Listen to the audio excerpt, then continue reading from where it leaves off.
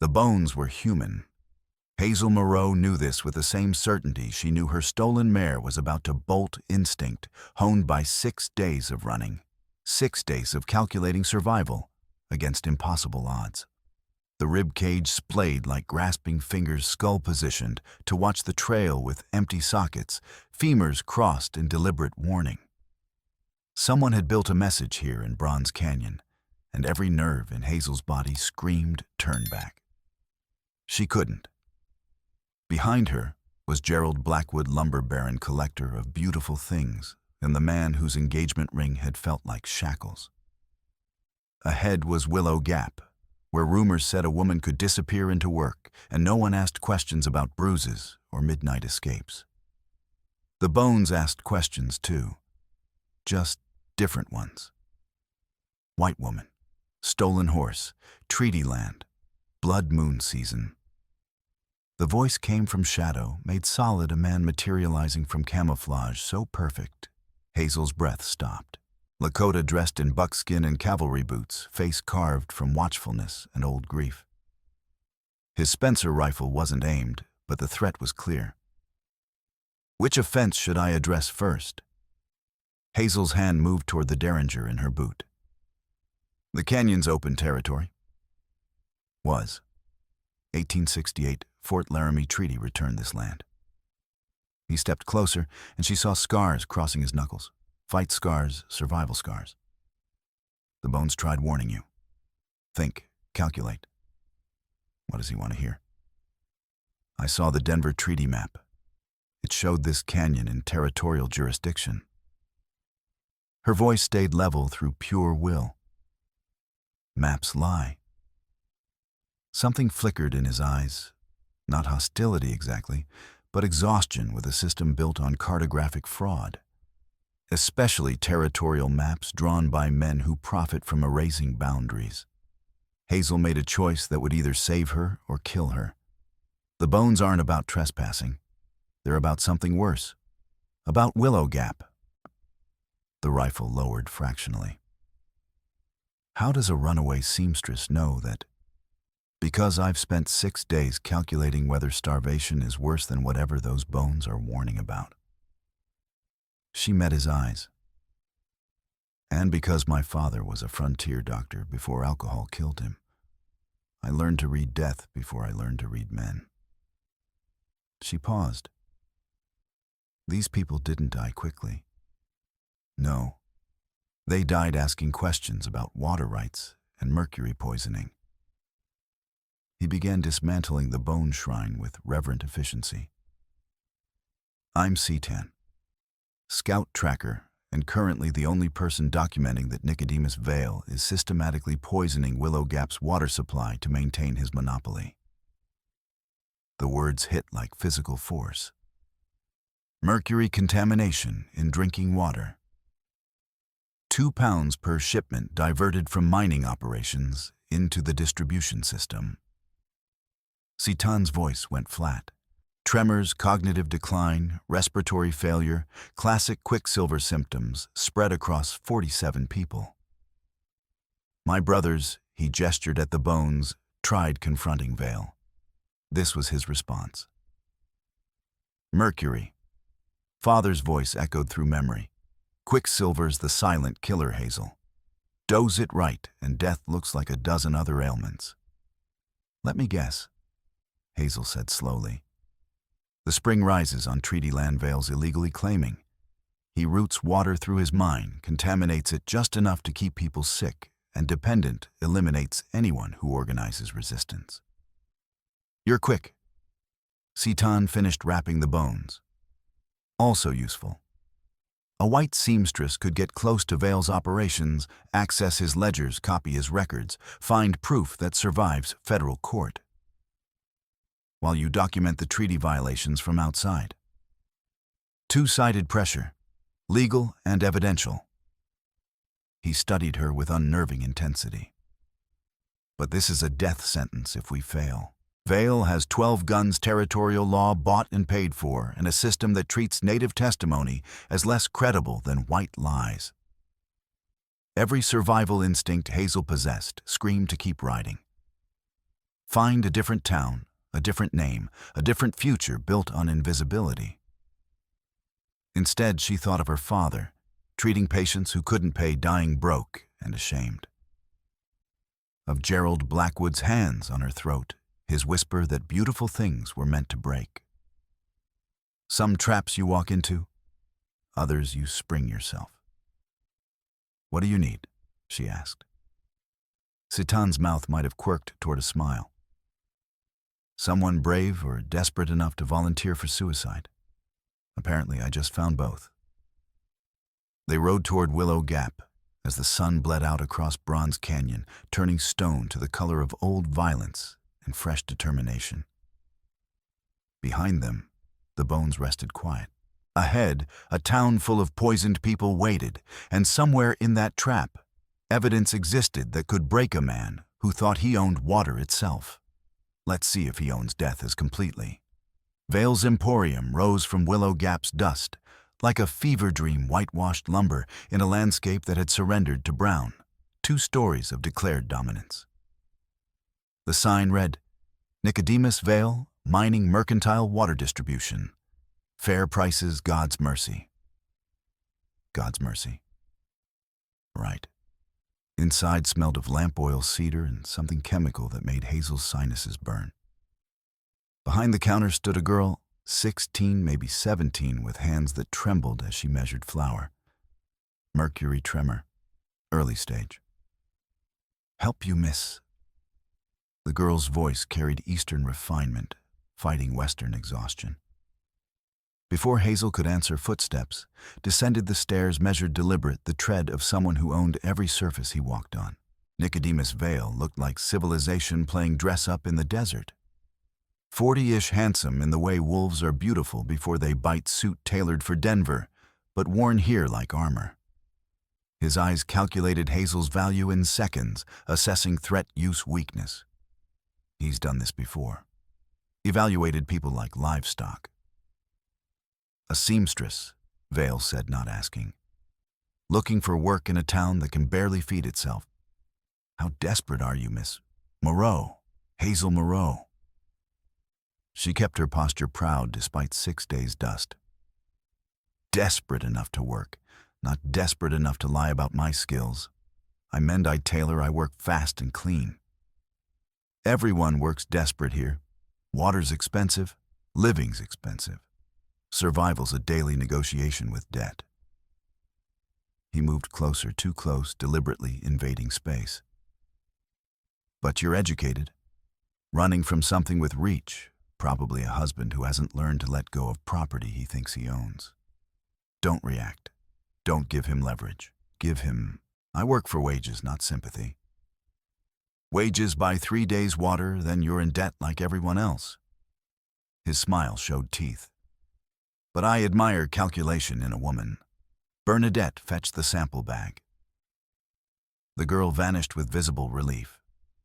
Vale studied Hazel like a specimen. "You understand chemistry. It's in how you're breathing shallow, filtering the air, recognizing contamination. Your father wasn't just a doctor, was he? Careful. He's testing. He invested in mining operations. I learned the vocabulary." Not quite a lie. Mining requires mercury for amalgamation. Quicksilver, triple distilled, expensive. Vale's voice dropped to intimacy. "I process silver. The territorial governor needs production quotas met. The process demands specific chemicals in specific quantities. Some people call my water prices monopolistic. I call them reflective of real scarcity and operational costs, including the cost of mercury diversion." The words escaped before Hazel could stop them. Silence stretched like wire about to snap.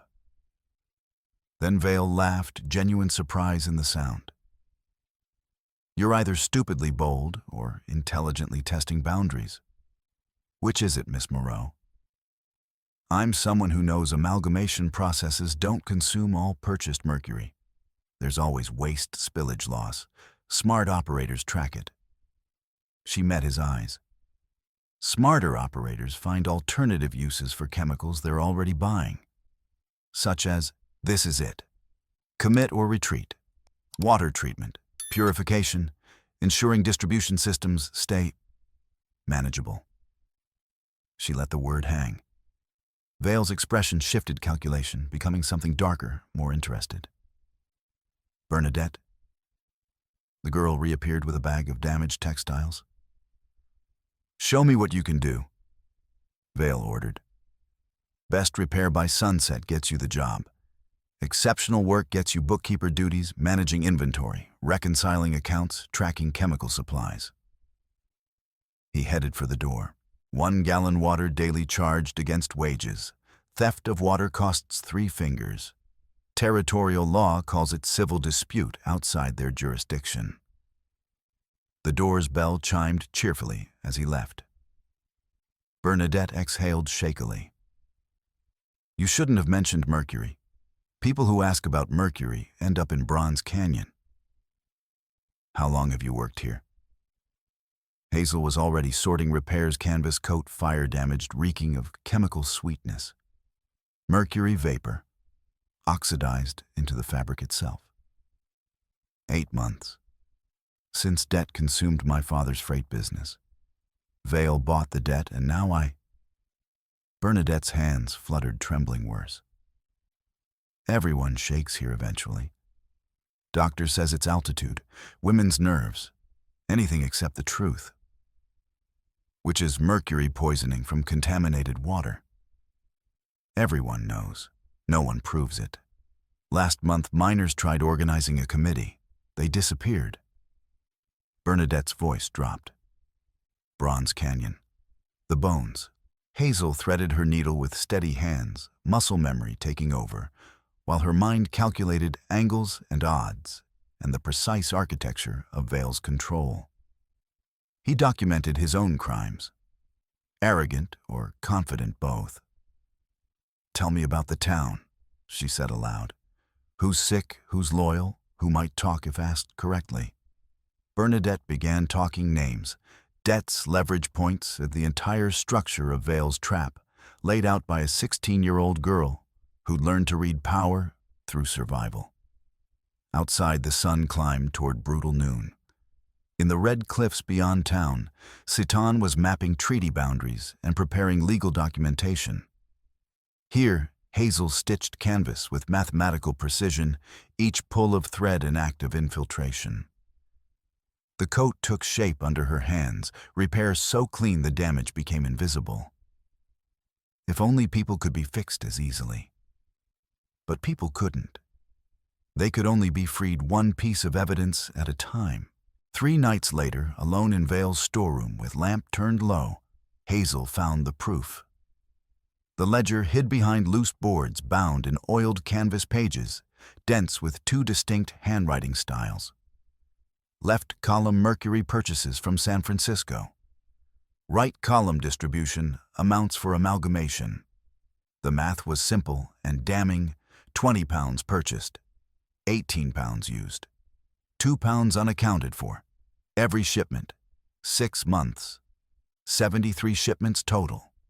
146 pounds of mercury that had never touched silver ore. More than enough to poison a town, more than enough to kill slowly. Hazel's hands, steady through 6 days, running steady through confrontation with Vale, began shaking as she copied figures into her hidden notebook. Her father's voice echoed, "Document everything, Hazel. Medical malpractice lives in the details." This was malpractice on genocidal scale. She was transcribing the last page when footsteps approached, heavy, deliberate, wrong cadence for Vale. 5 seconds to hide evidence. Hazel shoved the ledger back, scattered inventory papers, grabbed a nearby crate of lamp oil, and was wiping bottles when the door opened. The man filling the frame wasn't Vale's usual muscle. This one wore weather into his face, like geography, hard angles, and erosion lines. His gun sat comfortable on his hip, worn enough to be habitual, visible enough to be warning. "Working late," he observed. Not a question. Inventory doesn't rest. Hazel kept moving, cataloging bottles, projecting focused competence. "Can I help you, Mr. Bone Picker?" security contractor, currently ensuring Vale's interests stay protected. He stepped inside, and predatory assessment flickered across his features. You're the bookkeeper who asks Mercury questions. This is the test. Pass or die. I ask inventory questions about inventory I'm cataloging. Part of the job. Dangerous part. Bonepicker's eyes swept the room with professional thoroughness. I've been managing Vale's security 2 years. Good pay, steady work, a simple contract. Keep problems from becoming complicated. He picked up a lamp oil bottle, studied it with apparent fascination. Lately, I've been wondering if I'm protecting the right things. The shift in tone made Hazel look up sharply. You know what Mercury does to people? Bonepicker asked quietly. The real details, trap or opportunity, calculate fast. Tremors, respiratory distress, cognitive decline, kidney failure, death. Hazel met his eyes. Why? Because my daughter's hand started shaking last month. She's 14. His voice went flat.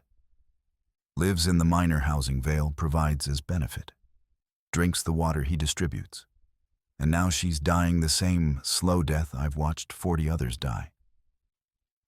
You've been looking for proof. I've been employed to prevent anyone from finding proof. Bonepicker set the bottle down with controlled precision. Creates ethical tension when you watch your child die while taking money from her killer. Hazel made the calculation in 3 heartbeats. She pulled the notebook from her corset, opened to copied figures. 73 shipments. 2 pounds per shipment unaccounted for between purchase and mining use. 146 pounds of mercury going somewhere that isn't ore processing. She met his eyes. Where does the water line run before distribution? Through the mine's sluice system. Vale calls it filtration. But there are access points where someone could introduce contaminants. Understanding crystallized in Bonepicker's expression. He's dosing it deliberately, keeping people sick enough to need water, dependent enough not to organize, and killing them slowly enough it looks natural. Until someone finds proof. He reached for the notebook, paused. If Vale discovers this. The front door's bell chimed. They froze. Footsteps approaching Vale's measured tread, unmistakable. Hide, Bonepicker hissed. No. Hazel shoved the notebook back into her corset, scattered papers to look like active work, grabbed her pen. You're checking on the late working bookkeeper. I'm cataloging chemicals. We're both exactly where we should be. Vale appeared in the doorway, sharp eyes, missing nothing. Bonepicker, Miss Moreau, burning midnight oil. Making sure your new hire isn't stealing midnight chemicals. Bonepicker said easily. She's clean, very dedicated to accuracy. I appreciate thoroughness. Vale stepped inside, and the room contracted with dangerous intention. His gaze landed on Hazel's paperwork. Lamp oil counts, innocuous. How's the inventory? Slow. Your system's unique. Hazel held up the current page. Maybe halfway through chemicals. Should finish by week's end. No rush. Accuracy over speed. Vale's smile was reassurance wrapped around threat. Though I'm surprised finding you here so late. Most women prefer evening hours for softer pursuits. Most women have options. I have debts and limited time. Indeed. The economics keeping Willow Gap running. Vale moved to the shelves, running fingers along labels with proprietary satisfaction. Everything balanced. Water, labor, capital, chemicals, all calibrated for maximum value, minimum waste. It's beautiful if you understand systems. He's describing murder like it's art. I'm learning, Hazel said. Good. But too much curiosity creates inefficiency. Vale turned back, expression sharpening. Questions that don't serve immediate function are wasteful. You understand? Perfectly. Excellent. He headed out, paused. Bone Picker walked Miss Moreau back. Streets aren't safe for women alone. Too many desperate people making terrible choices. The threat couldn't have been clearer. After Vale's footsteps faded, Bone Picker exhaled slowly. That was close. He always suspects. It's his nature. Hazel gathered papers with hands that cost her to steady. But suspicion without proof is just paranoia. We need evidence he can't talk away, not just ledgers, but physical proof of contamination tied directly to his actions. Water sample from the sluice access point. Bone Picker's eyes narrowed. We test it, show mercury levels before distribution. I know someone who can help, but we'd need to get him access without alerting Vale's network. The Lakota scout, the one documenting treaty violations. Bone Picker's jaw tightened. Vale's planning to move on the spring within the week. Eliminate the native problem permanently with 12 guns and military-grade weapons. Horror punched through Hazel's chest. How many people? However many it takes to secure water rights, Vale has no legal claim to. Bone Picker met her eyes. I was supposed to lead the operation. Instead, I'm here committing professional suicide by helping stop my employer from committing mass murder. Why? Because my daughter's hands shake, and I'm tired of pretending economics justifies atrocity. His voice went hard. Get your scout to the mine tomorrow. Sunrise shift change eastern access. I'll create distraction. He gets his water sample, you keep copying ledgers, and maybe we build a case strong enough to stop this before Vale buries us all. They left separately, shadows, moving through greater shadow. Above, stars wheeled in different patterns. Somewhere in the hills, Satan was mapping truth in measurements and treaty law. Here in Vale's empire's heart, a seamstress was threading evidence together with the same precision she brought to damaged canvas. The trap has teeth. Time to make them bite back. Satan infiltrated the mine with the sunrise shift, face darkened with ash-stolen work clothes hanging loose on his frame. He moved like water through the crew, unremarkable, another anonymous laborer in a place where faces blurred into function. Hazel watched from the ridge, pulse hammering. 30 minutes. He needs 30 minutes to reach the sluice access, collect the water sample, and disappear before someone notices a worker who doesn't match payroll. 28 minutes in, everything went wrong. 2 of Vale's gunmen approached the eastern access, where Seton was filling his vial, voices carrying not authorized for water system maintenance. Seton straightened, vial vanishing, turning to face them with body language that projected belonging. It wouldn't work. His face, his build, everything marked him as other, in a place where other meant enemy. The lead gunman's rifle came up. Identify yourself. Where's Bone Picker's distraction? The second gunman was circling, cutting retreat. Satan's hand drifted toward his belt knife, inadequate against rifles. Hazel stood, waved her measuring tape like a flag, and shouted, "There you are. I've been waiting 20 minutes." 3 heads turned toward her. She scrambled down the ridge with deliberate gracelessness, playing annoyed white woman focused entirely on her own inconvenience. Mr. Vale sent me for measurements for new work shirts, you said noon. Talking fast, aggressive, weaponizing entitlement. I have 4 other workers to measure, and I'm not spending all day. Ma'am, this area's restricted. The first gunman interrupted, rifle lowering fractionally. Then why did this gentleman tell me to meet him here? Hazel spun on Setan, measuring tape thrust forward. Arms out, I don't have all day. Setan stared at her for one stretched heartbeat. Then understanding flickered, and he raised his arms in male submission to female measuring. I apologize, miss, he said, voice carefully accented, carefully subservient. I forget the time. Hazel began measuring with sharp efficiency, keeping her body between Satan and the gunman.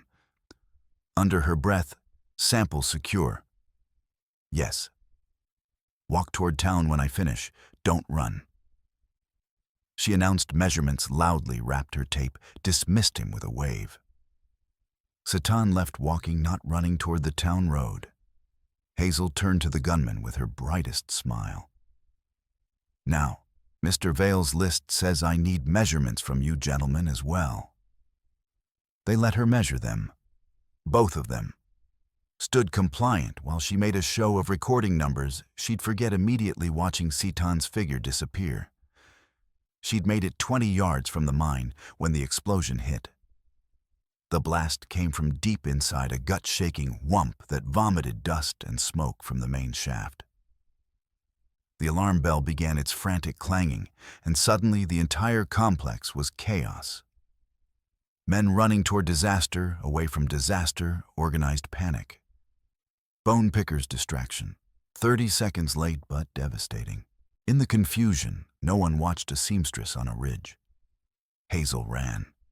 Not toward town, toward the slot canyon where Satan would be waiting, where they'd regroup, where the real work could begin. Behind her, the alarm bell kept screaming. Ahead, canyon walls opened like a throat. Somewhere in that shadow, Satan held contaminated water that might be enough to swallow Vale whole, if they survived long enough to use it. They tested the water in a borrowed prospector's shack 3 miles outside town. 42 parts by weight in the sample. EPA safe limit is 2. Hazel read from the chemical paper, her father's voice echoing. 42 causes systematic organ failure within months. Satan sat across the table, face illuminated by lamplight and rage. 6 months of deliberate contamination, testing dosages, building toward genocide disguised as economics. The spring eagle's nest, it rises on treaty land. He has no legal claim, but if he poisons it thoroughly enough, we can't use it either. Scorched earth. Satan's hands curled into fists. Resource warfare. Make life itself a weapon. Hazel was about to respond when she heard it hoofbeats, multiple riders coming fast. Satan was already moving, killing the lamp, grabbing his rifle. How many? 4, maybe 5. Hazel shoved evidence into her satchel, mind racing. They couldn't have tracked. Someone talked, or Vale connected the explosion timing. Satan scanned through the window. Bone picker. No, he's got too much. The hoofbeats stopped. Then, Satan of the Lakota, Hazel Moreau. You're wanted for theft, trespassing, and sabotage. Come out peacefully, and you get territorial law. Run, and you get frontier justice.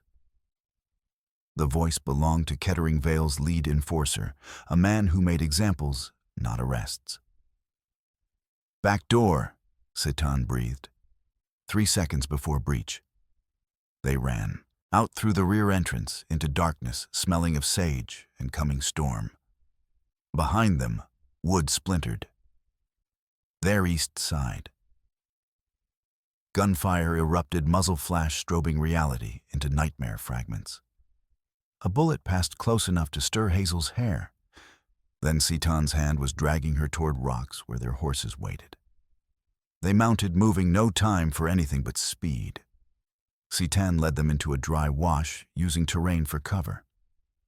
Then she heard the sound that stopped her heart, more hoofbeats ahead, cutting off their route. Pincer move, Satan snarled. They planned this. Bronze Canyon, Hazel said. You know the terrain. It's where they killed my brothers. Vale treats it as execution ground. So it's a trap we understand. Hazel met his eyes. Better than one we don't. They rode hard, pursued by men who knew the desert like their own violence. The chase became mathematics, distance versus exhaustion, speed versus the odds of horses breaking legs in darkness. They reached Bronze Canyon at midnight, horses lathered and blowing. Dismount, Satan ordered. We continue on foot. The canyon narrows good defensive position. We make our stand there. Stand Setan, there's 5 of them. And they're on unfamiliar ground, pursuing people who've memorized every bolt hole. He was checking his rifle with mechanical precision. Plus, I know where the canyon walls like to drop rocks on careless riders. You're going to cause rock slides. Several. You're going to be safe in a specific cave shooting anyone who gets past falling rocks.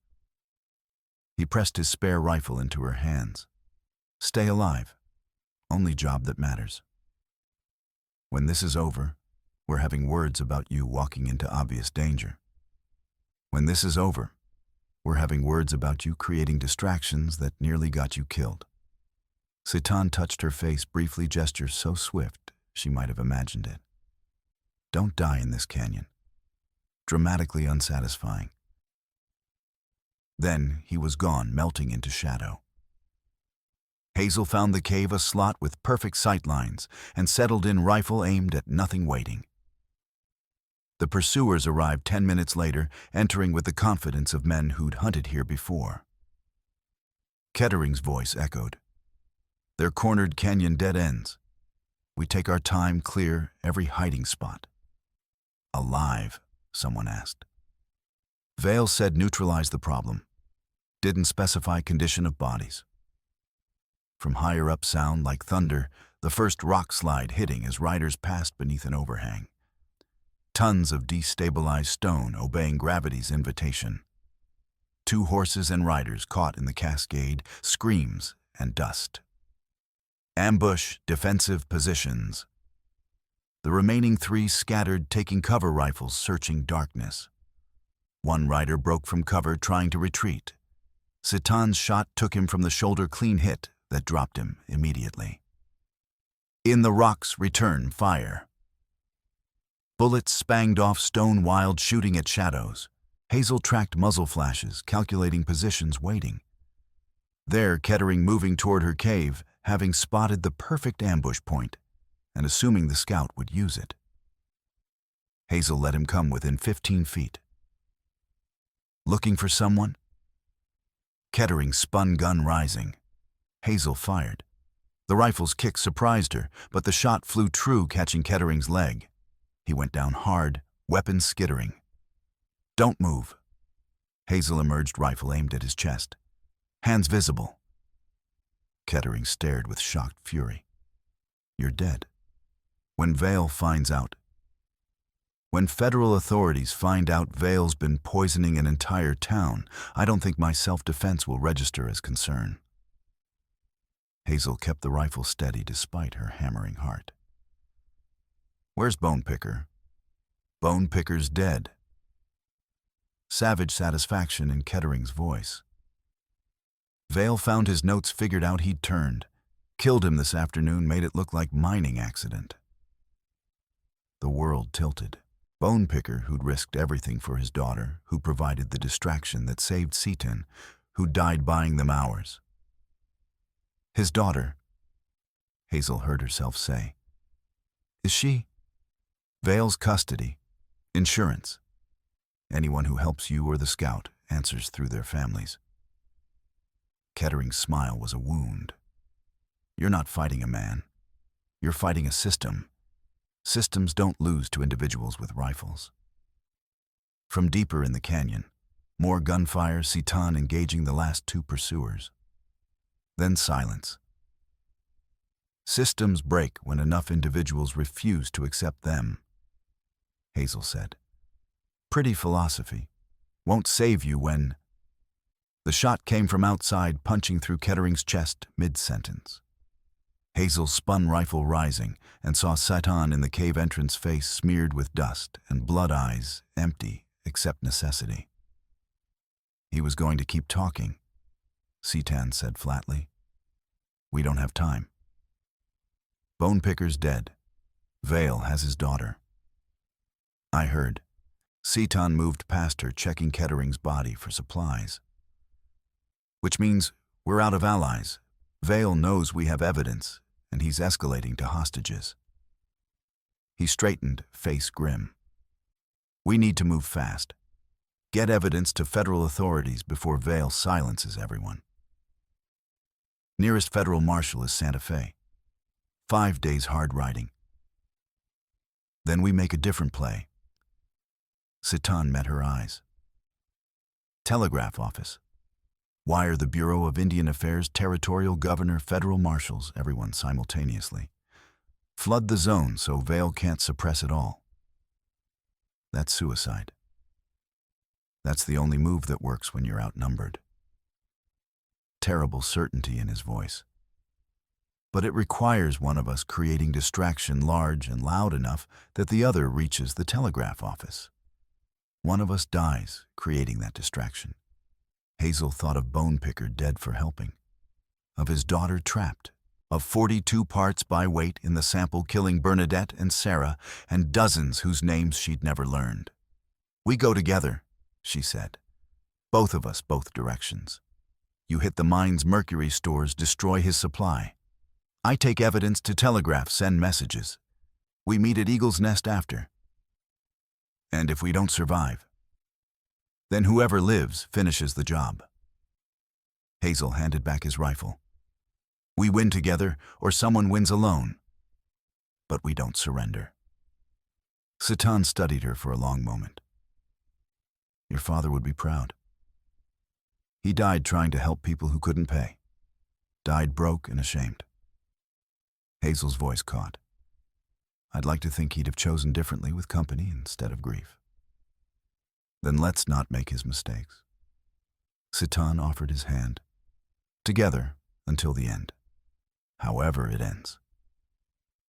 Hazel took his hand, felt calluses and scars and strength. Together. They left at dawn, riding hard for Willow Gap, carrying evidence and fury and brittle hope that sometimes rarely individuals could make systems break. Behind them, Bronze Canyon held its bones and new ghosts. Ahead, the town waited with poisoned water and final confrontation. They reached Willow Gap at midday, coming from different directions, timing calculated to split Vail's attention. Hazel rode straight down Main Street, visible and unmissable, counting seconds before word reached Vail. 10 seconds. She used them well. The telegraph office squatted beside the assayer's building. Samples were sealed and sent by stage to the assayer in Santa Fe, who confirmed mercuric salts via wet chemistry tests reported in grains per gallon. Inside Finch, late 50s, trembling hands, wife dead of respiratory ailment. 3 months back, looked up from his current message. Mr. Finch. Hazel entered with satchel already open. I need to send 7 telegrams, simultaneously. Federal authorities, territorial offices, newspapers to Denver. Finch stared. Miss Moreau, you shouldn't. These show systematic mercury theft and water contamination. She spread ledger copies across his desk. This proves 42 parts by weight in the sample in Willow Gap's distribution, enough to kill everyone within a year. Finch's hands, already trembling, shook harder. Martha, my Martha, she didn't have respiratory ailment. She had mercury poisoning, like everyone drinking Vail's water. Hazel's voice gentled despite urgency screaming. Help me send these, and we expose what killed her. He'll kill us both. Probably. But the messages still reach Santa Fe. Hazel met his eyes. Your wife died for Vail's profit. Don't let her die for nothing. Something hardened in Finch's face. Grief becoming purpose. Give me the text. Hazel had written it during the night ride to Federal Marshal Service Santa Fe, Bureau of Indian Affairs, Territorial Governor, Rocky Mountain News, Interior Department from Hazel Moreau. Willow Gap, Utah Territory, evidence. Systematic mercury contamination water supply by Nicodemus Vail. 146 Elbs unaccounted quicksilver, 6 months. Water sample dangerous levels confirmed by wet chemistry assay, 42 parts by weight, reported as grains per gallon. Ledgers documenting diversion. Multiple deaths. Request immediate federal investigation. Spring location violates 1868 Fort Laramie Treaty. Evidence holder immediate danger. Finch's fingers flew across the key, translating words into electromagnetic pulses, sending truth into wire and distance. The explosion from the mine answered Citan, finding Vale's mercury stores, detonating them into black smoke, climbing desert sky. The distraction. Now we finish. That's the signal, Finch said, still sending. You should... No, we finished together. Hazel pulled out the second set of ledger copies. Send these page by page. Every number, every date. Flood them so completely, even territorial corruption can't suppress it all. They worked in fierce concentration, Finch transmitting, Hazel watching the street. For 5 perfect minutes, Hazel thought they'd succeed. Then the door opened, and Vale walked in, followed by 3 armed men. Miss Moreau, pleasantly like greeting an acquaintance. I admit I didn't expect you to make it this easy. Hazel's hand moved toward the derringer, but Vale's gesture stopped her. One gunman had a rifle aimed at Finch's head. Don't. I need Finch alive to send corrections explaining that a disturbed former employee fabricated evidence due to laudanum addiction and romantic delusions. Vale smiled. Territorial law is very understanding about women's hysteria. The messages are already sent. 7 different authorities, full documentation. I can try suppressing them, and even if I fail, federal investigators are months away. Plenty of time to eliminate witnesses, destroy evidence, establish new narrative. Vale stepped closer, cold certainty in his eyes. Meanwhile, your scout just destroyed considerable property. I'm inclined to seek compensation through territorial justice. Self-defense against criminals who assaulted my employees. He saw it all, the chains of leverage through family and fear, everyone vulnerable, everyone hostage. Finch, you're going to witness Miss Moreau drew her weapon first, that I responded with necessary force. Then send those corrections, or your grandson in Salt Lake experiences similar incidents. Kill 1, threaten 10 more. His entire system in 1 threat. Hazel's hand moved toward the derringer anyway. Gunshots erupted outside, not from Vale's men from the street. Return fire. Battle chaos. Vale spun toward the window, cursing. In that moment, Hazel grabbed the kerosene lamp from Finch's desk and threw it against the wall. Liquid flame spread across dry wood with eager hunger. Run! She grabbed Finch, pulled him toward the back exit as Vale's men scattered from sudden fire. They exploded into the alley as the telegraph office transformed into inferno smoke and flame, consuming records and Vale's careful plans for message control.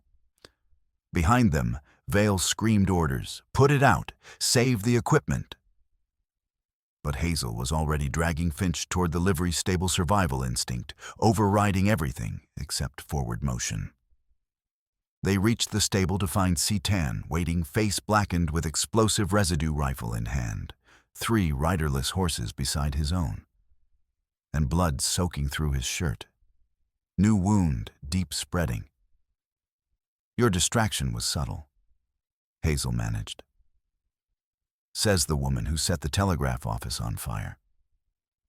Citan grabbed a horse's reins, shoved them at Finch. Can you ride? Haven't in 20 years, but motivation's high. Then we ride for Eagle's Nest, now. Citan mounted and Hazel saw the gray spreading through his face. Vale's regrouping, maybe 5 minutes before organized pursuit. The messages went out, all of them. Hazel mounted. Federal authorities have enough evidence to investigate eventually. Maybe. Citan's voice lacked conviction. Meanwhile, we survive long enough to serve as witnesses. Only defensible ground is the Spring Treaty land, documented boundaries, terrain I know. They rode out with smoke rising behind black, from the mine gray, from burning telegraph, all ascending like prayers made of destruction. Behind them, Vale's voice, "Find them dead before sundown." 8 riders began pursuit, heavily armed, methodical, and furious. Hazel rode beside Seaton, who was bleeding steadily, face going gray. Finch brought up the rear, clinging to his horse with determination exceeding skill. The desert opened before them, miles of red rock and heat shimmer. Mirages promised water and delivered only more thirst. False lakes vanished on approach distances, stretched and compressed. How far? 8 miles. Setan gasped, but his wound was bleeding worse, fabric soaked through dripping. His grip loosened, balance failing. "Setan." Hazel grabbed his arm. "Stay with me." Wound reopened during the mine assault. Words slurred. "Didn't mention it, not useful information." "It's extremely useful for keeping you alive." Hazel looked back at pursuit, maybe half a mile behind. "Finch, how much farther?" "Mile, maybe less. I see marker rocks. A mile. Eternity. Distance that might as well be infinity if Seaton bled out first." Hazel made another death sentence decision. She pulled Seaton from his horse, wrestled his larger frame onto her own mount in front of her, kicked the mare into desperate speed. Left his horse to follow or not. "Don't you dare," she hissed in his ear. "Don't you dare die after dragging me into this. We finished together." Seaton's laugh was wet, painful. "Bossy, for a seamstress." "You haven't seen bossy. Wait until I'm stitching that wound with whatever thread I find." Hazel's arms ached, keeping him upright. "Talk to me. Stay conscious. Tell me about the spring." Sacred site, boundary marker, water rising from deep aquifer, untouchable by contamination. His voice strengthened slightly. Generations gathered there. Worth dying for. Worth living for. So stay alive, and we defend it together. The spring materialized through heat shimmer green, slash against red rock cottonwoods clustered around water, sparkling like broken glass. They reached it with pursuit 300 yards behind gunshots cracking through distance. Hazel half-carried Seaton to cover behind the largest cottonwood. Finch scrambled after with rifles and ammunition. Defensive positions. Seaton managed eyes unfocused. High ground, crossfire angles. "Shut up and let me stop the bleeding." Hazel tore his shirt away, knife slash ugly and deep bleeding, the kind of red that meant critical damage. She packed it with cloth torn from her petticoat, pressure and prayer and fury. The pursuit reached the spring's perimeter, 8 riders spreading out, taking cover, preparing for siege. Vale's voice amplified by desert acoustics. "Seaton, Miss Moreau, surrender evidence and walk away, or we come in and drag bodies out, choose." Hazel looked at Finch, at Seaton bleeding against her hands, at water flowing clean behind them. Messages already sent, evidence already transmitted. Maybe something survives, even if we don't. "Neither," she shouted back. "Federal authorities have everything kill us, and you add murder to charges, walk away, and maybe you see trial instead of hanging." Vale's laugh carried ugly confidence. "Federal authorities are 5 days out, plenty of time for alternative narratives about tragic accidents." The first shots began probing fire testing positions. Hazel grabbed Seaton's rifle, found cover, returned fire with hands that had stopped shaking. Beside her, Finch took position with grim purpose. And Seaton, bleeding and gray, but breathing, pulled his pistol and whispered, "Welcome to the last stand. Make it memorable." The battle for Eagle's Nest spring began. Somewhere, carried on wind and electromagnetic pulses, Hazel's messages raced toward authorities who might arrive in time, if any of them survived to witness it. The siege became rhythm gunfire, silence, heat, More gunfire. Vale's men had numbers and ammunition. Hazel, Setan, and Finch had defensive position desperation and water that meant they wouldn't die of thirst before dying of bullets. Small victories in a losing battle. Hazel fired carefully, making each shot count. Beside her, Setan had lapsed into semi-consciousness, breathing shallow but steady, the wound packed and bound with everything she could improvise. Every few minutes she checked his pulse, felt it continuing, allowed herself another few minutes of hope. Don't die. Don't you dare die now. Finch, positioned on the other side of their cottonwood barricade, proved surprisingly competent. War training, he explained during one lull. Some things you don't forget. How long can we hold? Until we run out of ammunition or they rush us. No illusions in his voice. Maybe sunset. Maybe less if Vale realizes one of our three is barely conscious. As if summoned, Vale's voice rang out. Running low on bullets, yet her hope, both are depletable resources. Hazel didn't waste breath responding. Instead, she focused on tactics: 8 shooters in rough semicircle, using rock cover content to let time and ammunition do the killing. Need to shift the mathematics.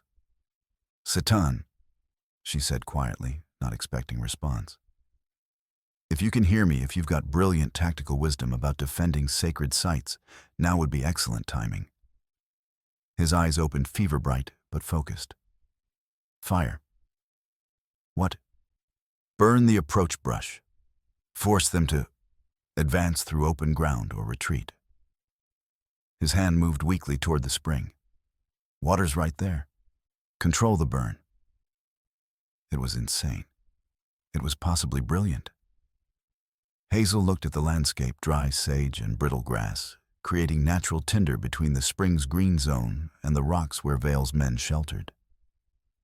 A controlled burn would eliminate their cover, force them to fall back or charge through flames. Finch, hold position alone for 5 minutes. Depends on whether they rush me, but sure. Gallows humor, almost comforting. Hazel grabbed Setan's canteen, poured water over her neckerchief, tied it across nose and mouth. Then she pulled matches from her satchel and began crawling toward the spring's eastern edge. The first match caught on third strike. She touched it to dry grass and watched fire wake hungry, fed it carefully, using wind to push flames toward Vale's positions. Smoke rose thick and gray, obscuring sight lines. Shouting from Vale's men, confusion and alarm, and then gunfire, wild shots into smoke and shadow. Hazel crawled back through heat, and Hayes collapsed beside Setan with lungs burning. Did it work? He asked. Ask in 30 seconds. Fire spread fast, desert vegetation going up, like it had waited years for excuse. Through smoke breaks, Hazel heard Vale's voice, angry control slipping. Fall back to secondary positions, regroup at Canyon Road. 4 riders retreated, but 4 stayed braver or more desperate, using chaos to advance closer, taking new cover just outside the burning perimeter. They're adapting, Finch observed. Split forces, half maintain distance, half prepare to rush when smoke clears. How long until smoke clears? Minutes, maybe 5. 5 minutes to live or die. 5 minutes until the rush, and 3 people with limited ammunition tried holding against 4 trained gunmen at close range. Hazel checked weapons: Derringer 2 shots. Setan's pistol 3 rounds. Finch's rifle 5 shots. Her own rifle 6 rounds. 16 bullets against 4 men in close quarters, with 1 fighter bleeding out and another a telegraph operator whose war training was 20 years obsolete. The mathematics don't favor us. She was calculating angles and praying when she heard the voice. Setan, Hazel, Moreau, this is Deputy Marshal Cortez, federal law. Cease firing and identify yourselves. For one suspended heartbeat, Hazel thought she'd imagined it, heat hallucination, hope manifesting as auditory mirage. Then she saw them, 6 riders approaching from the north, badges glinting through smoke, rifles ready but not aimed. Federal law. Actual federal law. Here, Hazel stood despite risk. 3 civilians, defensive position, wounded man needs medical attention. The marshal and his deputies rode into chaos with the confidence of people representing consequences. One young competent carrying medical supplies dismounted and headed straight for Seton. Knife wound reopened, significant blood loss. Hazel said, stepping aside, letting competent hands take over survival. Marshal Cortez, meanwhile, rode toward where Vale's men had retreated. His voice carried absolute authority. Federal arrest warrants for Nicodemus Vale and associates' charges include water contamination, mercury poisoning, murder treaty, land violation, surrender weapons, or be treated as fugitives, fleeing federal law. Star. Hazel couldn't see Vale's face, but she heard his empire crack in his voice. On what evidence? I'm a legitimate businessman. Based on 7 simultaneous telegrams with documented evidence, ledgers, water samples, testimony. Cortez's tone could freeze desert. Federal judge in Santa Fe issued warrants 2 hours ago. We've been riding hard since. Now drop weapons or experience consequences of non-compliance. Silence stretched like wire about to snap. Then finally, guns hitting dirt. Vale and his men emerged with hands-raised faces showing lost battles. Cortez's deputies moved in with handcuffs and professional efficiency. Within minutes, Vale was restrained. His men disarmed the siege, ending not with heroic last stand, but with bureaucratic authority backed by federal jurisdiction. Vale, passing near enough for Hazel to see, met her eyes with cold fury. This isn't over. Territorial courts appeals connections, you think you've won, but all you've done is inconvenience me. I think I've ensured you answer for poisoning dozens and stealing treaty land. Hazel's voice stayed steady. Whether that's inconvenient isn't my concern. Justice rarely is. The marshal's medic approached. Your friend's stable. Needs surgery, but he'll live to testify. He glanced at Seton, now bandaged professionally and resting easier. Hell of a defensive position you held. He chose it. Sacred ground. Hazel looked at Seton, still unconscious, but breathing steadier. Turns out that matters. Poetic, also tactically sound. The medic smiled slightly. Can you ride? We need to get your wounded to Santa Fe for treatment. Hazel looked at the spring still flowing clean, despite smoke and gunfire and violence marking its banks.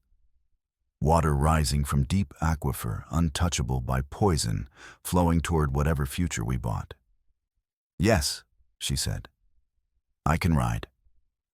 They followed federal law toward Santa Fe, where justice waited with its slow, grinding wheels. Behind them, fire burned itself out, smoke dissipating into clean air. Vale rode in chains, empire broken. And Seton breathed wounded but alive, because sometimes, rarely unexpectedly, the mathematics shifted in favor of people fighting for water and life and sacred ground. The Santa Fe courthouse smelled of old wood and accumulated frontier justice grinding toward conclusions. Hazel sat in the witness gallery watching federal prosecutors build their case with stonemason precision. Each piece of evidence, ledger pages, water sample analysis, telegraph, transcripts, testimony from survivors. Vale sat at the defense table looking like civilization, clean suit-groomed beard posture of wrongly accused dignity. His attorney, a Denver import with political connections, argued territorial jurisdiction, questioned evidence chain of custody, implied disturbed seamstress and disgruntled scout, hardly constituted reliable witnesses. It might have worked in different court with different evidence. But prosecutors had Finch's testimony about contamination killing his wife, corroborated by medical records. They had Bernadette describing debt traps and deteriorating health. They had ledgers showing mercury purchases unaccounted for in mining operations. They had water samples 42 times federal safe limits. And they had Hazel, who took the stand on the third day, and walked the court through every document, every calculation, every choice, bringing her from runaway seamstress to star witness. "Miss Moreau," the prosecutor asked, "in your professional assessment managing Mr. Vale's books, were these ledger entries showing unaccounted mercury consistent with clerical error or systematic diversion?" "Systematic diversion. The pattern was too consistent, exactly 2 pounds per shipment, always documented in purchase, never in mining operations." "That's not accident. That's intentional tracking of diverted material." "And did Mr. Vale explain this discrepancy?" "No. He specifically told me asking mercury questions was inefficient and warned curiosity had consequences." Hazel met Vale's eyes. "He was very clear some things weren't my business, even as his bookkeeper. Because he knew you might recognize it as evidence." Vale's attorney shot up. "Objection, speculation?" "Withdrawn." The prosecutor smiled. No further questions. Cross-examination tried painting Hazel, as woman scorned, suggested her relationship with Seaton, motivated fabrication, implied emotional instability, questioned her sudden appearance with no references.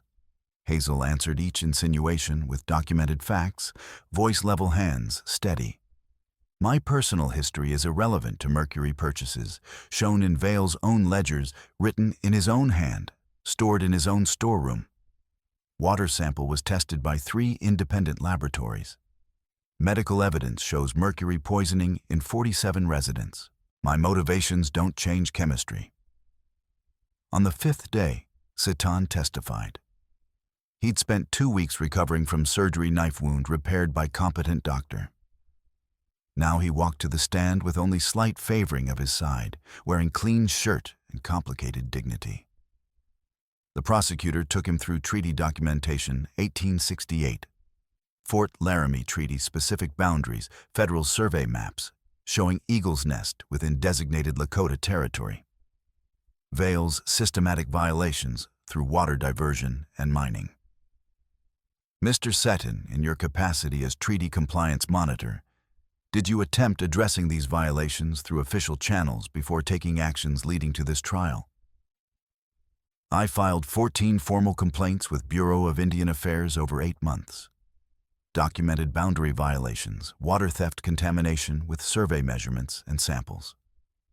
Followed every legal protocol available to tribal members seeking federal enforcement."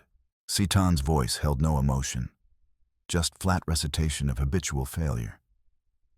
"I received 2 responses, one acknowledging receipt, one suggesting I contact territorial law. Territorial law referred me back to the Bureau. Meanwhile, people kept dying. So you took matters into your own hands." "I gathered evidence that couldn't be ignored and found allies willing to help expose it. The system failed. We improvised." Seaton met Vale's eyes. "Your client called it theft and sabotage. I call it exercising self-defense rights tribal members supposedly possess under federal law." Absolute silence in the courtroom. Vale's attorney tried breaking. Seaton questioned credentials, motivations, whether he'd fabricated evidence supporting political agenda about treaty rights.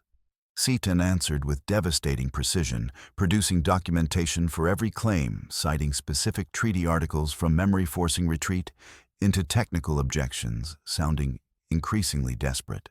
Finally, "Isn't it true you have personal vendetta against Mr. Vale because he employed men who killed your brothers?" "Yes." Seaton said simply, "Absolutely true. 3 men I'd known since childhood disappeared after confronting Vale. I found their bodies arranged as warnings. So yes, I have personal investment in seeing justice done." He paused. "But personal investment doesn't make mercury disappear from water samples. Doesn't make ledgers less accurate. Doesn't resurrect people Vale poisoned. It just means I had reasons beyond abstract civic duty to ensure he answered for crimes." The defense attorney sat down. On the 7th day, prosecutors revealed their final evidence, something Hazel hadn't known existed. Marshal Cortez testified that after arresting Vail deputies conducted thorough search of Vail's private office. Hidden in a safe behind false accounting books, they'd found a second ledger.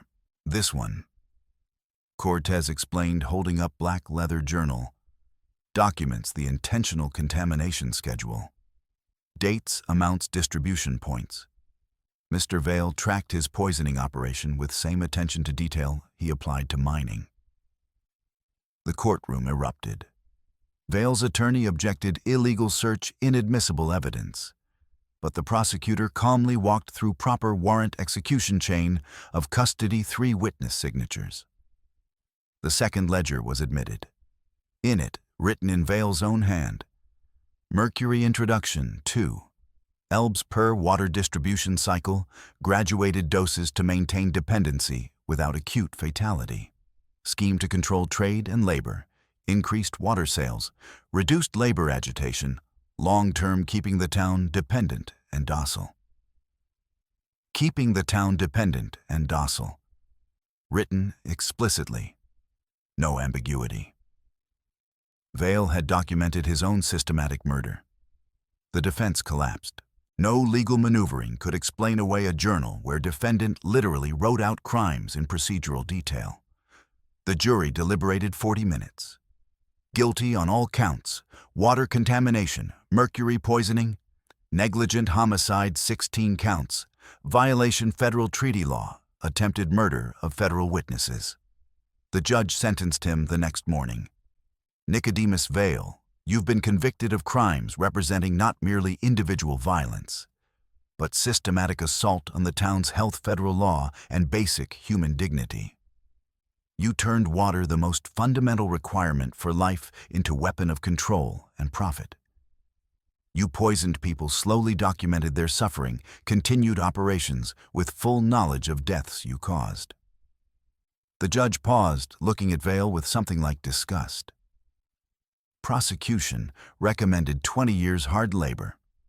I'm inclined toward life imprisonment.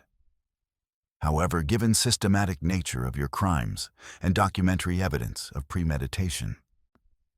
The judge's voice hardened.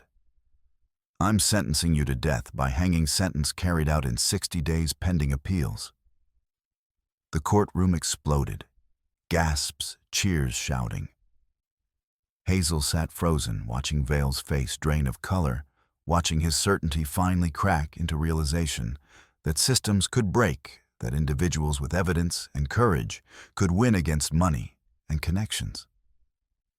Vail turned, found her in the gallery, and for one moment their eyes met. She didn't smile, didn't gloat, just looked at him with the same level gaze she'd used when he threatened her, when she rode into Bronze Canyon, when she made the choice to fight instead of run. Then marshals took him away in chains. Afterwards, standing on courthouse steps in Santa Fe sunshine, Hazel found Seaton waiting. Death sentence, he said quietly. Wasn't expecting that. Neither was I. Prosecutor said 20 years likely. Hazel felt strange, not triumphant, not relieved, just emptied by conclusion's weight. Is it wrong I don't feel satisfied? No. Justice isn't satisfying, it's just necessary. Seaton looked out at the city, at people moving through ordinary days, untouched by trial consuming 8 days and years of violence. People he killed don't come back. Poisoning damage doesn't reverse. We stopped him, but we didn't undo what he did. So what now? Now we go back to Willow Gap. Help rebuild water distribution without his control. Work with federal authorities on cleaning contamination. Make sure Eagle's Nest gets properly designated as treaty land with legal protections. Seaton turned to look at her. And you decide what happens next for a seamstress who became a witness, who became someone frontier towns will remember. Hazel thought about becoming someone remembered, someone whose choices shifted justice's arc in a place where justice usually bent toward power. I think, she said slowly, I want to help make sure this doesn't happen again. Other towns, Other water sources, other men like Vale who think economics justifies murder. She met Satan's eyes. You know anyone who needs bookkeeper with investigative skills and high tolerance for frontier violence? Satan's mouth quirked toward smile. I might know tribal councils who could use someone understanding both treaties and accounting ledgers, and a scout who's gotten used to having competent backup. Partnership, then. Professional and... Hazel paused, feeling heat rise that had nothing to do with desert sun. And, Satan prompted, voice gentle. And potentially more if you're interested in exploring that possibility. I'm very interested. Satan's hand found hers calloused fingers interweaving with her own. Though fair warning, I'm terrible at courtship rituals. I live in tent half the year, and I carry significant trauma about trusting people. I'm a runaway with nothing but stolen horse and dressmaking skills. I set buildings on fire when stressed, and I have night terrors about men who think they own me. Hazel squeezed his hand. We're a disaster in matching sets. Perfect frontier romance, then. Satan's smile reached his eyes, finally warm and real. We'll figure it out as we go? They stood on courthouse steps, two people who'd survived testimony and siege and slow grinding wheels of justice, holding hands like promise and hope and complicated beginning of something earned through survival and shared purpose. Behind them, courthouse doors closed on Vale's trial and conviction. Ahead, Willow Gap waited for rebuilding. And somewhere in Red Cliffs, Eagle's Nest Spring flowed clean and sacred water, rising from deep aquifer toward whatever future they'd managed to buy. They returned to Willow Gap 3 weeks after the trial, riding in with Federal Water Engineers, Bureau of Indian Affairs representative, and Finch, who'd been offered position as official territorial telegraph liaison. The town looked different. Or maybe Hazel looked different, and that changed how she saw it. Vale's Emporium stood empty windows, dark federal seizure notice posted on the door. The mine had been shut down pending environmental assessment. Water distribution disconnected, replaced by emergency provisions, while engineers worked to clean contamination. People emerged as they rode down Main Street, not hostile, but wary, watching, calculating whether these newcomers represented help or different flavor of control. Bernadette was first to approach. She looked better, hands, steadier color returning after 3 weeks of clean water. She walked straight to Hazel's horse and looked up with eyes holding complicated gratitude. You came back. I promised. Hazel dismounted, studying the girl's face. How are you? Better. Scared. Angry at how long I didn't realize. Bernadette's hands twisted together. The doctor, the real doctor federal people brought, says I'll recover mostly. Some permanent tremor, maybe memory issues, but nothing like... She trailed off. Nothing like it would have been if it continued. Yeah. Bernadette looked past Hazel to where Satan was helping engineers unload. Is it true about the spring that Vale didn't own it, that it's treaty land? Completely true. 1868. Fort Laramie Treaty designated Eagle's Nest and surrounding watershed as Lakota territory. Federal law supersedes territorial claims. Vale was stealing water he had no legal right to access, let alone monopolize. Hazel pulled out treaty documentation copy. Bureau representative is here to establish proper boundaries and create water management committee, half tribal members, half Willow Gap residents, all decisions by consensus. So water belongs to everyone. Water belongs to the land, and land belongs to people who've treated it as sacred for generations. But yes, access will be shared under proper management.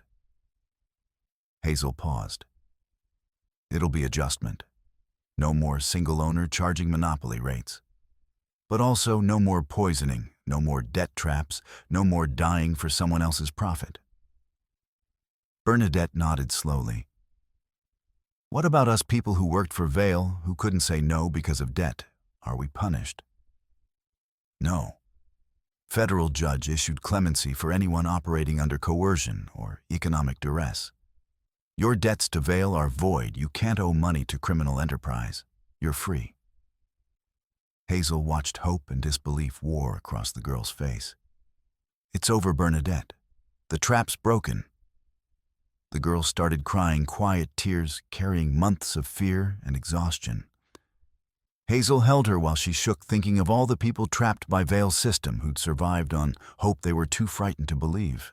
Over the next days, rebuilding work began. Engineers mapped contamination, traced mercury concentration through the water system, identified precise points where Vail had introduced poison. They documented everything with photographs and samples. Citan worked with Bureau representative to survey treaty boundaries, place permanent markers, draft water management agreement.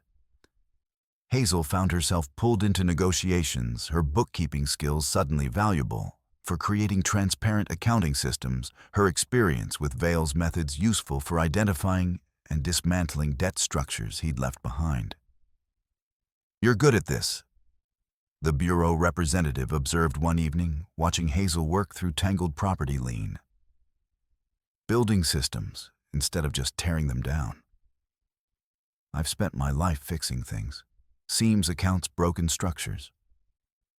Hazel glanced across the room where Citan was explaining treaty law to confused miners.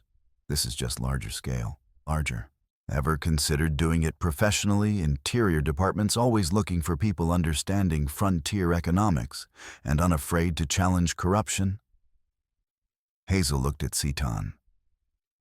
"I might have other commitments, but I'll think about it." The Water Management Committee held its first meeting 2 weeks after their return in the space that had been Vail's office federal seizure notice still visible through the window. 12 people, 6 Lakota representatives, including Seaton, 6 Willow Gap residents, including Bernadette and Finch. Hazel attended as observer and technical consultant.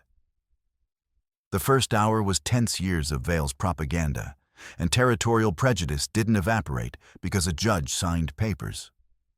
But slowly, carefully facilitated by Bureau representative and Hazel's patient translation of legal language into practical terms, they began talking.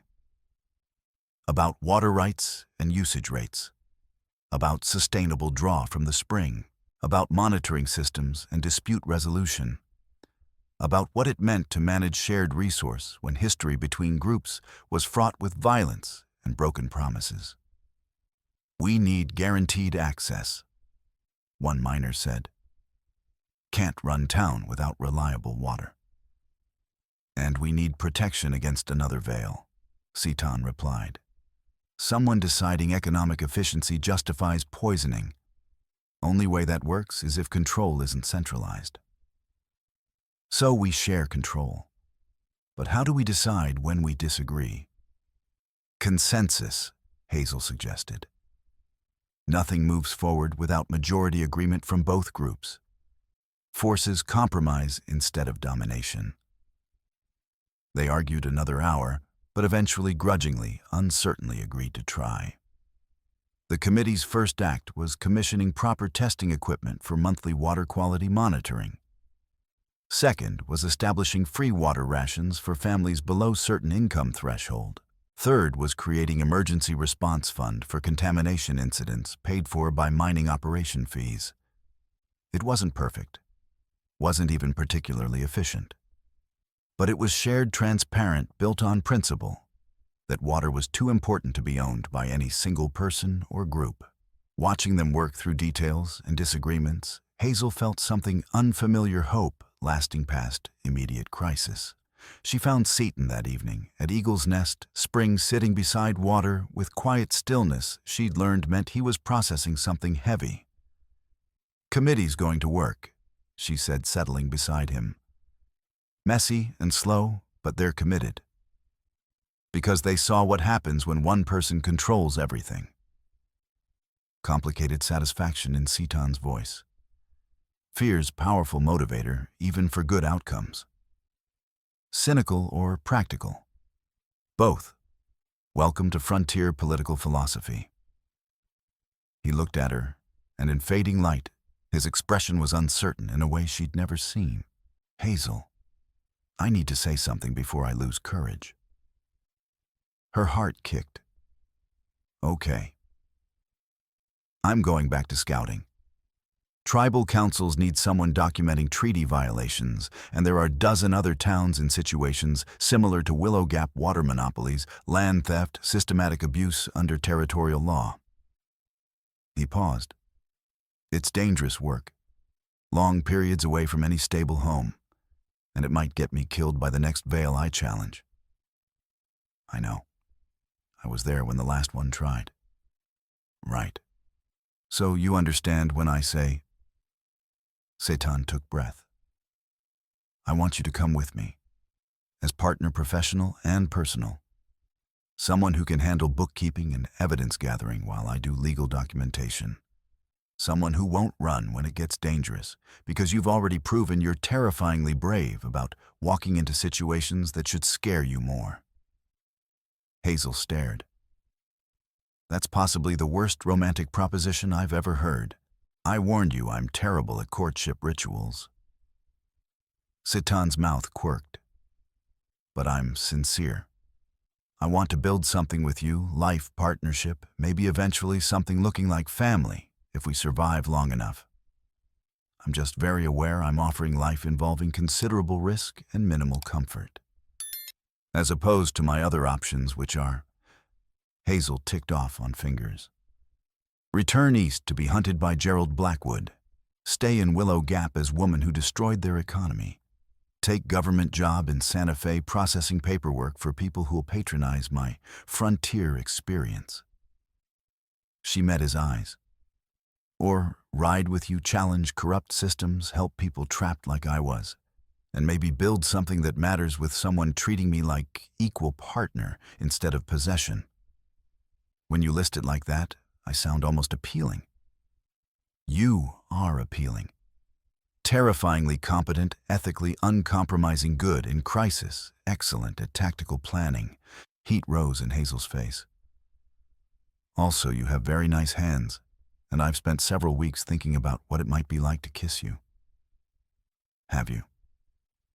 Satan's voice went softer, warmer. Arrived at any conclusions? That I'd like to find out if reality lives up to speculation.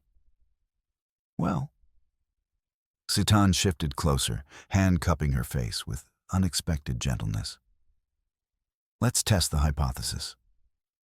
The kiss was everything she'd hoped, and nothing like expected, careful and fierce, at once tasting of desert dust and possibility.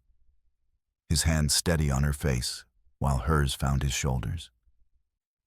When they finally pulled apart, both breathing harder, Satan rested his forehead against hers.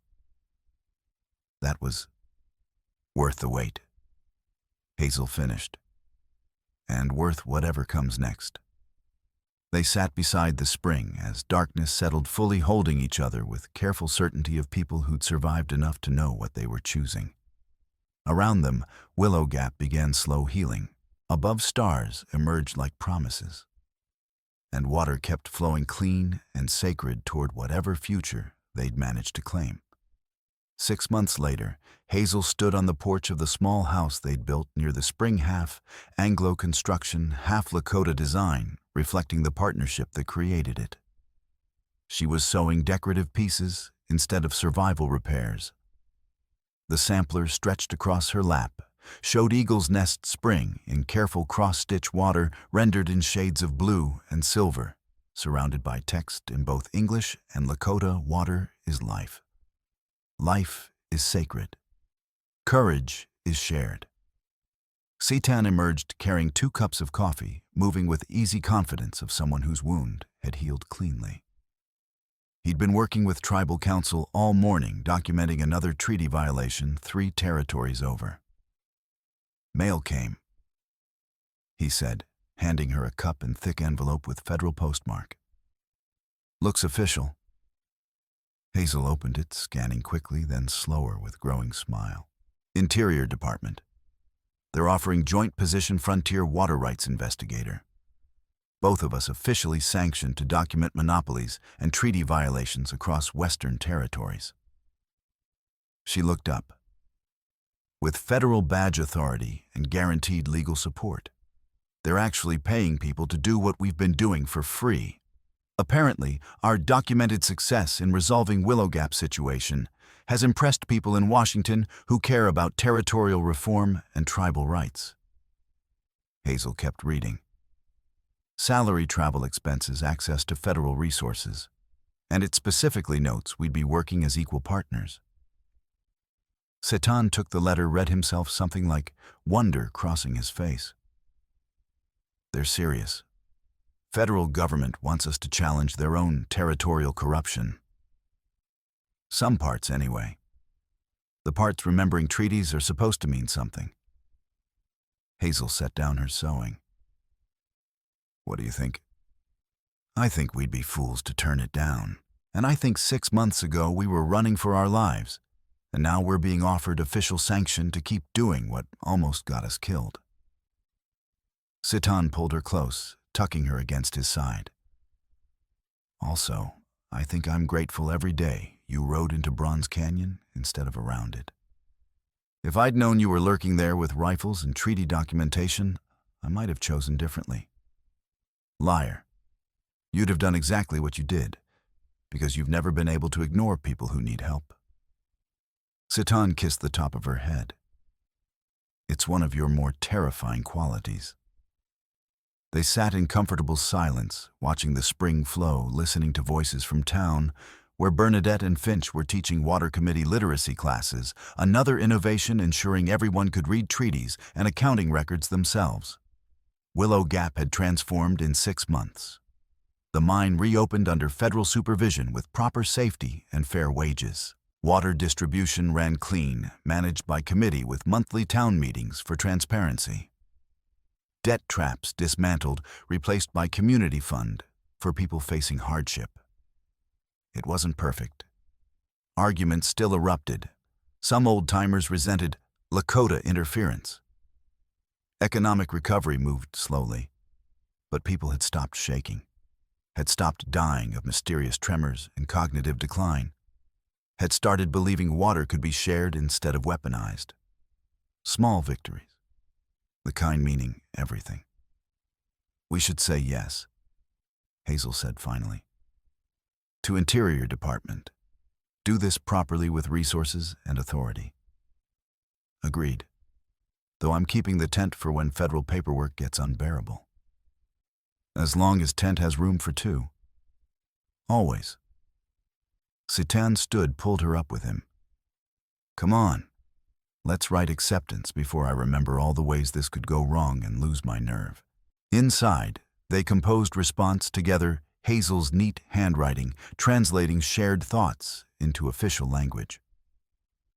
They agreed to start in 2 months after finishing current projects and conducting proper training. As Hazel signed her name, she thought of her father, drunk and broken, and trying to help people anyway, until the bottle won. Thought of Gerald Blackwood, who'd believed beautiful things were meant to break. Thought of the girl who'd ridden into Bronze Canyon with nothing but stolen horse and desperate courage. That girl was gone, transformed through fire and evidence and partnership into someone who knew her own value. Someone who could look at impossible situations and calculate how to survive them. Someone who'd learned courage was less about fearlessness and more about choosing to act despite terror. Ready? Setan asked, holding the sealed letter. Hazel looked at him, at the scars they'd both earned, at the life they were building from survival and hope and shared purpose. Ready? She agreed. They walked together to Willow Gap's post office, where Finch accepted the letter with knowing smile. Off to save more towns from bastards like Vale. Something like that. Someone has to. Hazel glanced at Setan. Might as well be people who've survived it already. Fair logic. Bring back stories. Finch stamped the envelope officially. And try not to burn down too many telegraph offices. I hear they're harder to replace than you'd think. No promises, Seton said seriously. Outside, the desert stretched in all directions, red rock and sage, and distance measured in days' hard riding. Somewhere out there, other towns fought other vales with varying success. Other water sources faced contamination and monopoly. Other people waited for someone to notice their suffering enough to challenge systems causing it. Hazel and Seton stood on the edge of that landscape, holding hands, like the promise and commitment they represented. Then they turned toward home, their small house by the sacred spring where coffee waited and sewing projects lay half-finished, and the work of building shared life continued in all its complicated glory. Behind them, Willow Gap lived and breathed and slowly healed. Ahead, new territories waited with their own injustices and challenges. And in the space between, in this moment, this breath, this choice to keep fighting, they were exactly where they needed to be. Together, alive, ready for whatever came next.